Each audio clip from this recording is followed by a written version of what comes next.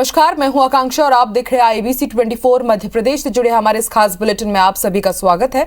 शुरुआत करते हैं इस बुलेटिन की और सबसे पहले बात करेंगे पंचायत चुनाव की। तो मध्य प्रदेश में पंचायत चुनाव को लेकर सुप्रीम कोर्ट ने बड़ा आदेश दिया है। सुप्रीम कोर्ट ने ओबीसी आरक्षण पर चुनाव पर रोक लगा दिया है। सुप्रीम कोर्ट ने आदेश दिया है कि ओबीसी सीटों पर चुनाव फिर से नोटिफाई किया जाए और ओबीसी आरक्षित सीटों को सामान्य मानकर चुनाव करवाए जाए। सुप्रीम कोर्ट ने पाया कि मध्य प्रदेश सरकार और चुनाव आयोग ने पंचायत चुनाव में ओबीसी आरक्षण देने में सुप्रीम कोर्ट के उस आदेश का पालन नहीं किया जो हाल ही में महाराष्ट्र के मामले में दिया गया था।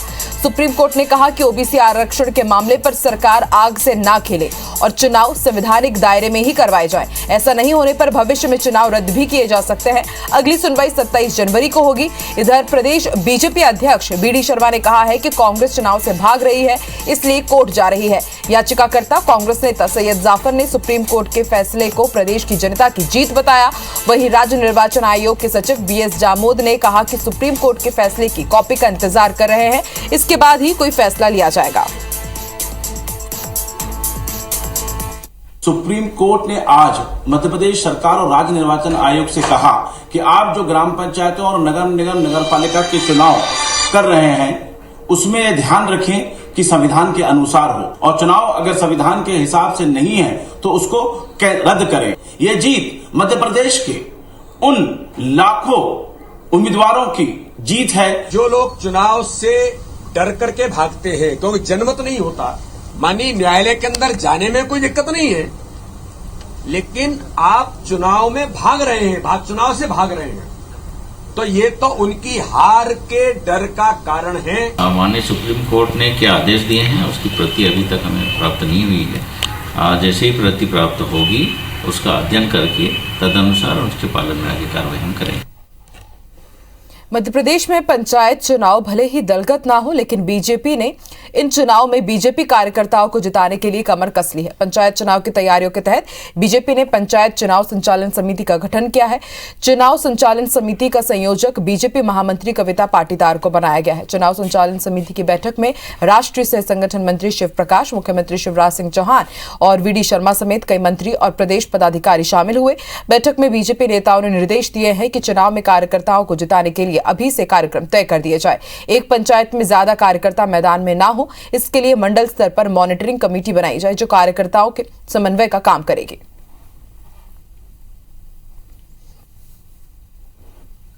सबका प्रतिनिधित्व और ऐसे लोग चुन करके आए जो अपने गांव के विकास के लिए संकल्पित और प्रतिबद्ध होकर के काम करने वाले कार्यकर्ता वो भारतीय जनता पार्टी के जगह जगह पर हैं।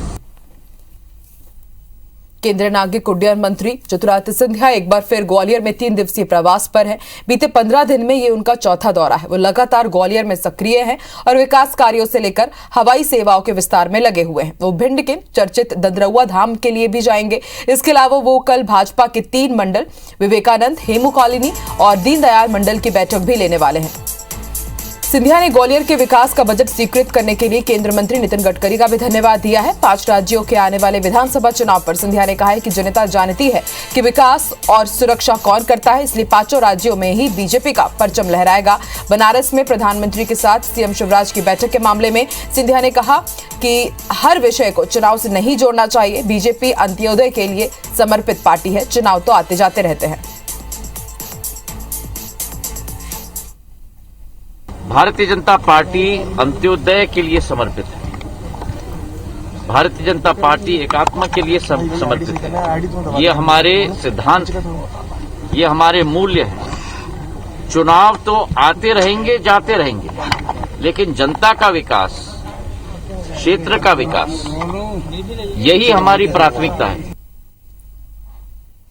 केंद्र के खिलाफ कांग्रेस 14 नवंबर से जन जागरण अभियान चला रही है और यह अभियान बढ़ती महंगाई के साथ ही केंद्र और राज्य सरकार की नीतियों के खिलाफ भी चलाया जा रहा है। पूर्व मंत्री PC शर्मा इस अभियान के मध्य प्रदेश प्रभारी है।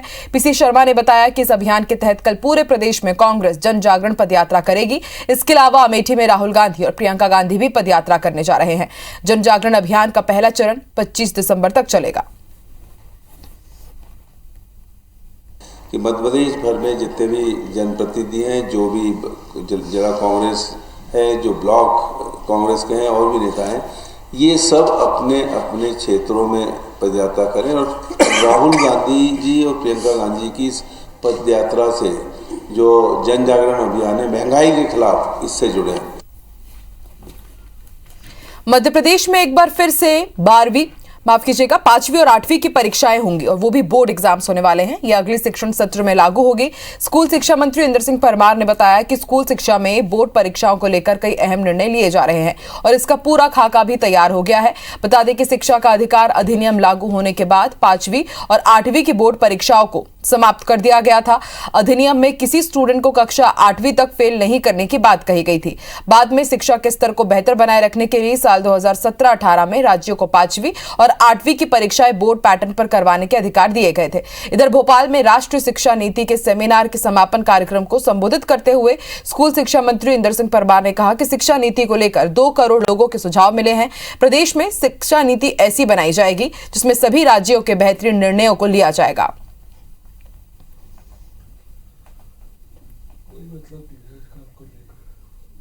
हमारे प्रदेश की जो आवश्यकता है उनको प्राथमिकता के साथ तय किया है, उन्हीं पर हम काम कर रहे हैं और उस ओर हम लगातार आगे बढ़ेंगे।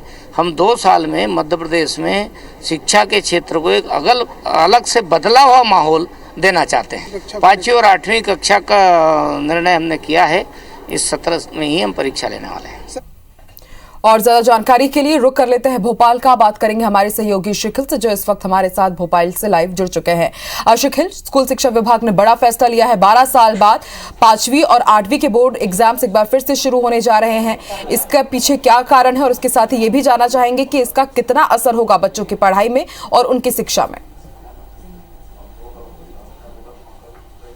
देखिए, निश्चित तौर पर 12 साल बाद ये निर्णय यहाँ पर लिया जा रहा है कि अब 8वीं और 5वीं जो है एग्जाम्स इनके होंगे वो बोर्ड पैटर्न पे यहाँ पर लिए जाएंगे। और इसकी खास बात, जैसा कि आपने पूछा कि आखिर वजह क्या है, तो इसकी सबसे बड़ी वजह ये यहाँ पर नजर आती है कि कहीं ना कहीं जिस प्रकार से 2009 में शिक्षा के अधिकार का जो कानून यहाँ पर लागू हुआ था उसमें बहुत सारे कॉज ऐसे यहाँ पर दिए गए थे जिसमें साफ तौर पर यह बताया गया था कि शिक्षा की सरलीकरण यहाँ पर किए जाए और कहीं ना कहीं उनके ऊपर जो शिक्षा का बोझ यहाँ पर नजर आता है वो यहाँ पर कम किए जाए। और इसी के चलते मध्य प्रदेश सरकार ने एक फैसला यहाँ पर लिया था और 8वीं और 5वीं की परीक्षाओं के बोर्ड का जो फैसला था उसको यहाँ पर खत्म कर दिया गया था। सामान्य तौर पर ये परीक्षाएं यहाँ पर की जा रही थी, लेकिन उसके बाद जिस प्रकार से जो ये 12 साल का एक अंतराल यहाँ पर बीता, क्योंकि अब राष्ट्रीय शिक्षा नीति की बात हो रही है, मध्य प्रदेश सरकार एक नई शिक्षा नीति की ओर अग्रसर है और इसी को देखते हुए कहीं ना कहीं ये चीज यहाँ पर देखी गई, जो एक रिपोर्ट यहाँ पर तैयार की गई है शिक्षा विभाग द्वारा और उसमें यह बताया गया है कि जो 5वीं से लेकर 8वीं तक का जो स्तर है शिक्षा का स्तर वो गिरता यहाँ पर जा रहा है।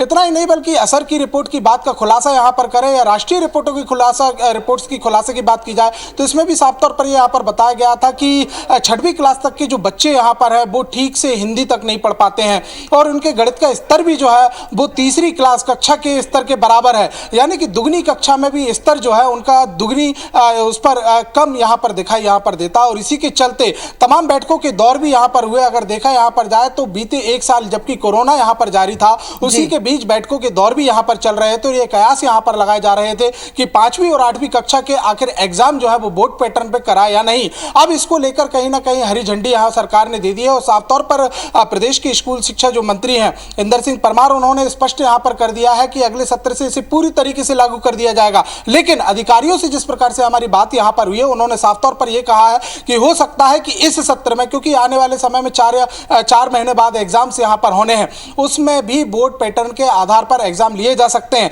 और इतना ही नहीं बल्कि देखा यहाँ पर जाए तो जिस प्रकार से बोर्ड पैटर्न की जो पूरी जो संरचना यहाँ पर गढ़ी गई है उसमें कहीं ना कहीं सख्ती एक यहाँ पर दिखाई देती है और विद्यार्थियों के ऊपर भी खासा ध्यान यहाँ पर दिया जाता है। सरकार भी एक ज्यादा बोर्ड एग्जाम पे ध्यान देती है क्योंकि ये पूरा का पूरा एक फॉर्मेट। जी शुक्रिया पूरी जानकारी के लिए शिखर। आइए देखते हैं बिग न्यूज। कैप्टन अमरिंदर खुलकर बीजेपी के साथ हो गए हैं। सीएम कैप्टन अमरिंदर सिंह ने आज केंद्रीय मंत्री और पंजाब बीजेपी प्रभारी गजेंद्र सिंह शेखावत से मुलाकात की। इसके बाद कैप्टन ने बीजेपी के साथ गठबंधन का ऐलान कर दिया। उन्होंने कहा कि मेरी पार्टी पंजाब लोक कांग्रेस और बीजेपी मिलकर चुनाव लड़ेंगी।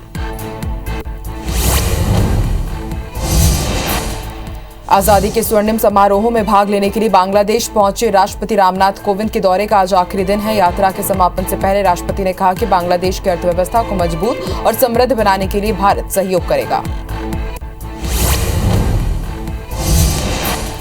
देश में कोरोना वायरस के नए वेरिएंट ओमिक्रॉन के संक्रमितों की संख्या 100 के पार हो गई है। केंद्रीय स्वास्थ्य मंत्रालय के संयुक्त सचिव लव अग्रवाल ने जानकारी देते हुए बताया कि 11 राज्यों में 101 ओमिक्रॉन संक्रमितों की पुष्टि हुई है।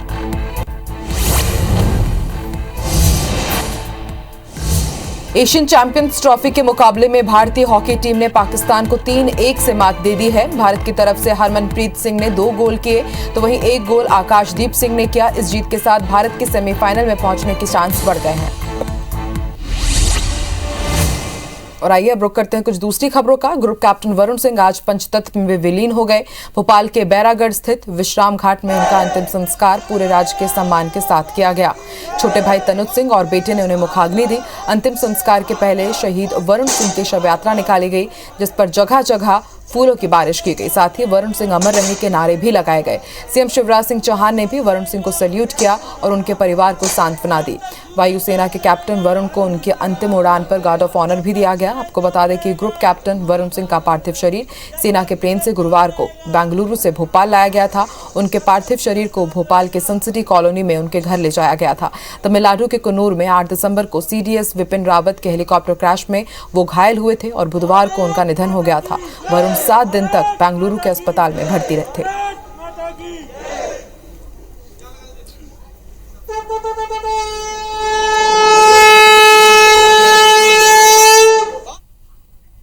और इस बुलेटिन में फिलहाल इतना ही। आप देखते रहिए IBC 24। नमस्कार।